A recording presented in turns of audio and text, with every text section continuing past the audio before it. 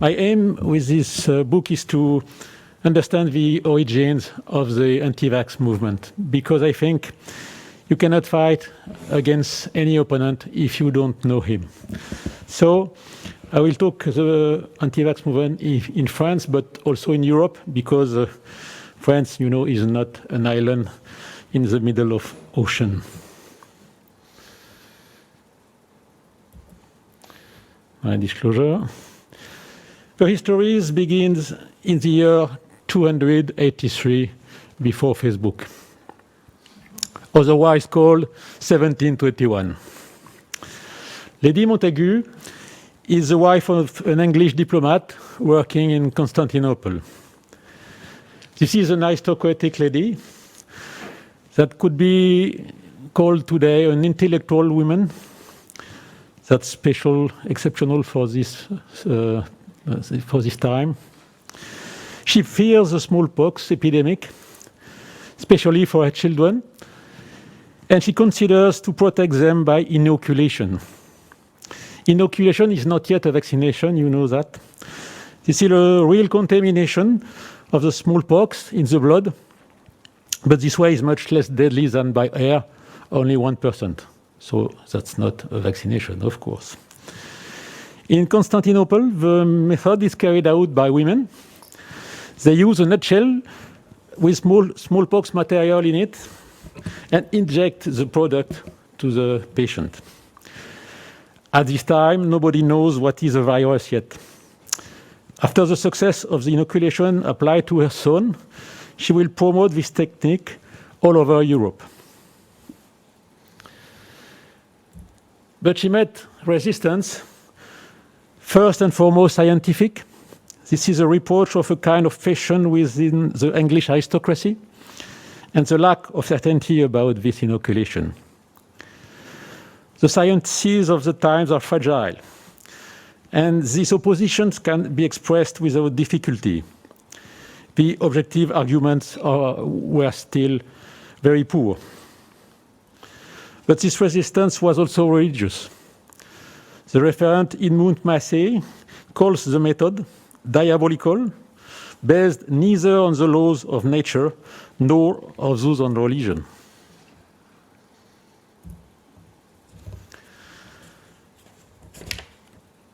Then I have to talk of Thomas Malphus. I think I have to read this sentence. A man who is born into a world already possessed, if he cannot get subsistence from his parents on whom he has a just demand, and if his society do not want his labor, has no claim of right to the smallest portion of food. And in fact, has no business to be where he is. At nature's mighty feast, there is no vacant cover for him. I think you have to remember this sentence. He thinks that population growth is exponential, while the growth of the food supply is only linear. So, natural selection must operate for him. And this natural selection will regulate the world population. There is no reason, according to Malthus, to prevent this natural selection.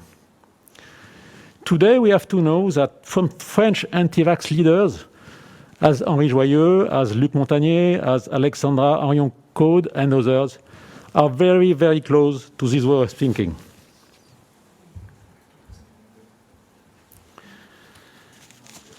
At the beginning of the 19th century, the inoculation is followed by a true vaccine. It's an immunization from viral strain of bovine origin. This technique was published by Edward Jenner, you know that, in 1798, but in 1802, some rumors claimed that vaccinated humans risk turning into cattle, at least from some parts of their body. You can see here on this vintage picture of the feet which turn into hooves and the horns which appear on the head of the vaccinated people. You see here that social network did not discover fake news. Pasteur also has a strong political opposition.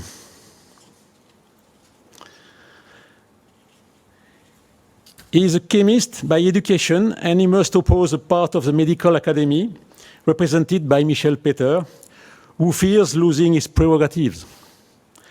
The diagnosis and epidemiology of rabies are still poorly understood, so there is therefore reason for contestation, and based on some failure, Peter disputes Pasteur's results. There was also a political opposition very strong, Pasteur is supported by the Empress Eugénie, who finances this institute. Henri Rochefort was a communard. It's a political movement opposed to the empire. He denounces the public funding of this institute, which he considers unnecessary. You see the questions of links of interest was already there long before Big Pharma. Pasteur tries to convince Louis Rochefort. He invites him to his laboratory, but without success. It's of course not possible to fight these arguments only with scientific data. Other example, I have to talk about Anna Kingsford and the Universal League of Vaccinators. She's an English physician, theosophist, and uses the occult science. She considers science to be barbarism. She comes to put a spell, really, on Pasteur in his laboratory, but he is outside. She will wait a long time without ever seeing him. After this event, she contracted tuberculosis. She died in 1988, but she thinks that Pasteur's spirit was superior to hers and declares, "It was Pasteur who dealt me the fatal blow." It's an anecdote, but this league still exists in France. It is called Ligue nationale pour la liberté des vaccinations. The president, Jean-Pierre Audier, talked about deaths for vaccination and compares them to First World War. Members of this league are present at many meetings about the vaccine. One of the best-known members was Serge Rader, who recently died from COVID, and there are very hard activists in this league in France. We have to study also anthroposophy. This is still a very active way of thinking in Europe. Rudolf Steiner was an Austrian philosopher from the beginning of the 20th century. More than the philosophy, he develops the concept of the spiritual world. He explained that human being can access a super sensitive world beyond cognition. Think about that. The seat of the society is called the Goetheanum. This huge building is located in Basel, Switzerland. Anthroposophy in France is of course suspected of sectarian drift. But today, the anthroposophy galaxy is still running. Steiner built pedagogy around this ideology. Then he created Steiner Waldorf School, still in operation, more than 1,000 all over the world. Anthroposophic medicine proposes to treat cancer with plants, especially mistletoe. I have one GP near my hospital who treats cancer with mistletoe and refuses vaccine. Laboratories such Veleda and Iscador market this product. There are also anthroposophic banks, very powerful with much money.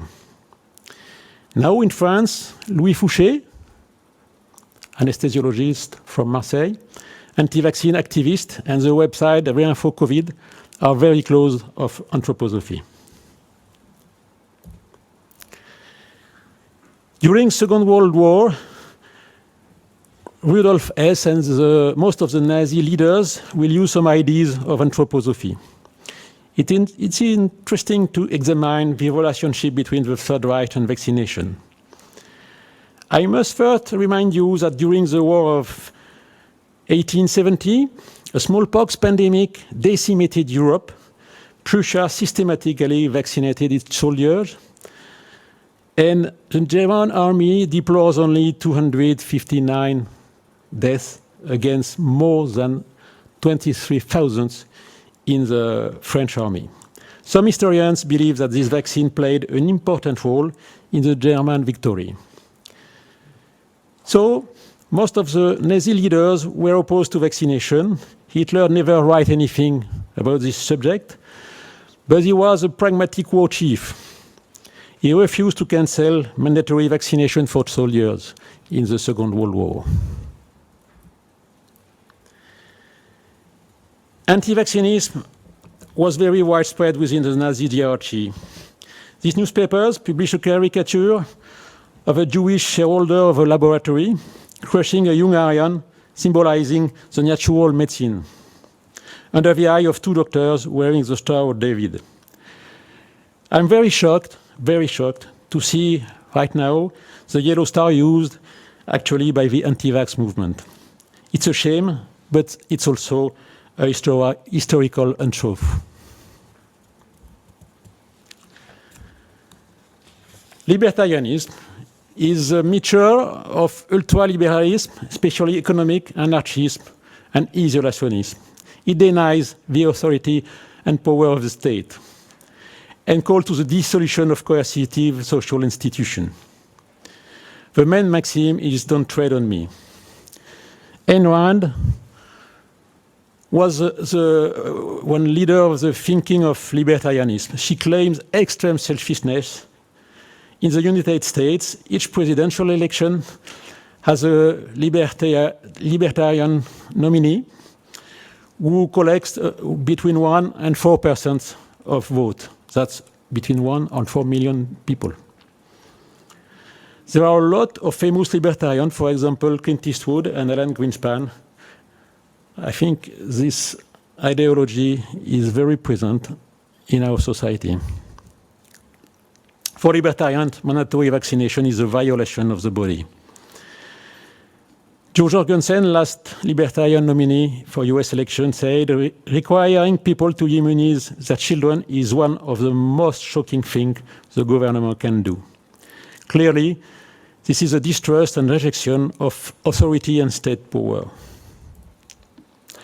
You know the false publication? I will talk very quickly about Andrew Wakefield. You know him here. After his publication, the vaccination coverage decreased, of course, and we have to wait until 2010 for the retraction of this article. But last week, I went to PubMed to research this publication, and I find that. The publication is available on PubMed right now, only for the with the retracted banner. So I think we have to think about this false publication, about predatory publishers that charge publication fees to authors without checking anything. This is a problem of fact-checking, and we have to think about that. Other false publication, of course, this one. Lars Anderson, in 2018, that's it, published a paper about the HPV vaccine who gives cervix cancer. And he signed with Karolinska Institute from Stockholm. Perhaps some of them remember. I think, Didier, we were together at IPV Congress during this publication. And after verification, there is no Lars Anderson, that's just a real fake. So we must remember that in 2019, the WHO declared vaccine reluctance to be one of the top 10 threats to global health. Mistrust and rejection of authority, as described by Eddie Larson in this book, are the main reasons for the reluctance against vaccine. We have to think about that to fight this phenomenon. So, what have we to remember? Resistance to vaccination is as old as vaccine himself. Anti-vax activists reject political system, not just vaccine.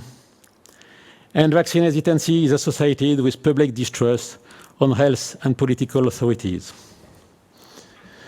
So let me finish with this quote of Stephen Hawking: "The greatest enemy of knowledge is not ignorance, it's the illusion of knowledge." Thank you for your attention, and you can read, for those who want, a nice book.